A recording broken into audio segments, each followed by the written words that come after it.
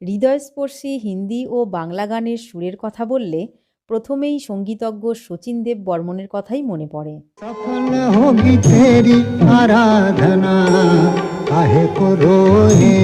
মহান গায়ক কিশোর কুমারকে সঙ্গীত জগতে জনপ্রিয় করে তুলতে শচীন দেব বর্মনের এক বড় ভূমিকা ছিল।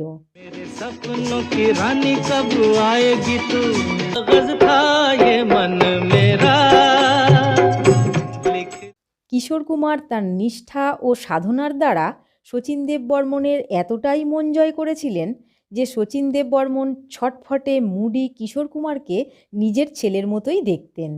কিন্তু যখন এসডি বর্মন তাঁর জীবনের শেষ গানটি কিশোর কুমারকে দিয়ে রেকর্ডিং করতে চাইছিলেন, তখন কিশোর কুমার তাঁকে একটি মিথ্যা কথা বলে গানটি রেকর্ডিং করতে চাননি। বন্ধু, আপনারা কি জানেন সেই গানটি কী ছিল? সেটি কোন গান ছিল?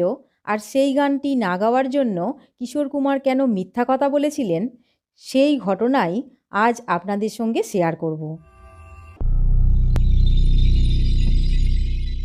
1951 সালে বাহার ছবিতে কিশোর কুমার ও এসডি বর্মন জুটি সাফল্য লাভ করে। এরপর এই জুটি হিন্দি ফিল্ম ইন্ডাস্ট্রিকে একের পর এক অনেক ঐতিহাসিক ও এভারগ্রিন গান উপহার দিয়ে গেছেন। আজ আমি আপনাদের বলতে যাচ্ছি এক মহান সুরকার ও গায়কের পারস্পরিক ভালোবাসা ও গানের প্রতি উৎসর্গের এক গল্প। সময়টা 1975 সাল। ঋষিকেশ মুখোপাধ্যায়ের মিলি ছবিতে এসডি বর্মন সঙ্গীত রচনা করেছিলেন।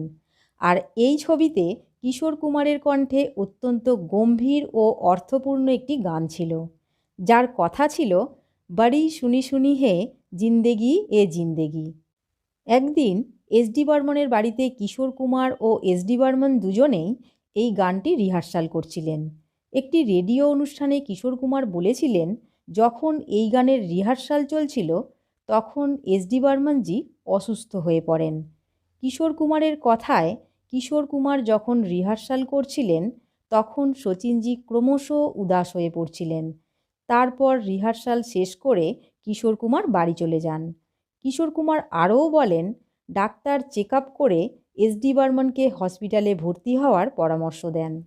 পরের দিন গানটির রেকর্ডিং থাকায় শচীনজি ডাক্তারকে বলেন, আজ আমি হসপিটালে যাব না, কাল রেকর্ডিংয়ের শেষে আমায় যেখানে যেতে বলবেন আমি সেখানেই যাব। তখন বাবার এই কথা শুনে আর.ডি. বর্মন কিশোর কুমারের বাড়িতে যান। তিনি কিশোর কুমারকে বলেন, কিশোর, এক্ষুনি চলো, তুমি বাবাকে বোঝাও, উনি সুস্থ হওয়ার পরেও তো রেকর্ডিং করা যাবে। কিশোর কুমার গিয়ে এসডি বর্মনজিকে খুবই খারাপ অবস্থার মধ্যে দেখেন।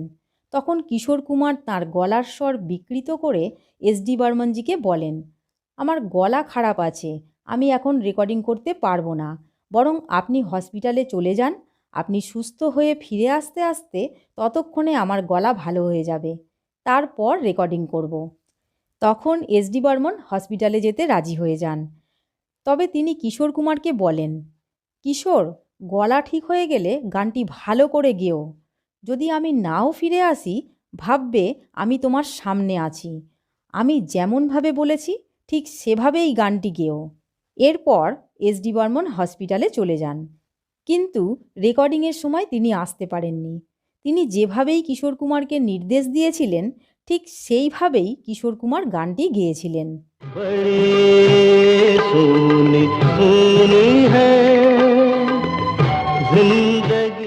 এরপর আর.ডি. বর্মন রেকর্ড করা গানটি হসপিটালে নিয়ে গিয়ে এসডি বর্মনকে শোনান। এসডি বর্মন গানটি শুনে আবেগপ্রবণ হয়ে কেঁদে ফেলেন। তারপর বলেন, আমি ঠিক যেভাবেই বলেছিলাম কিশোর ঠিক সেভাবেই গেয়েছে।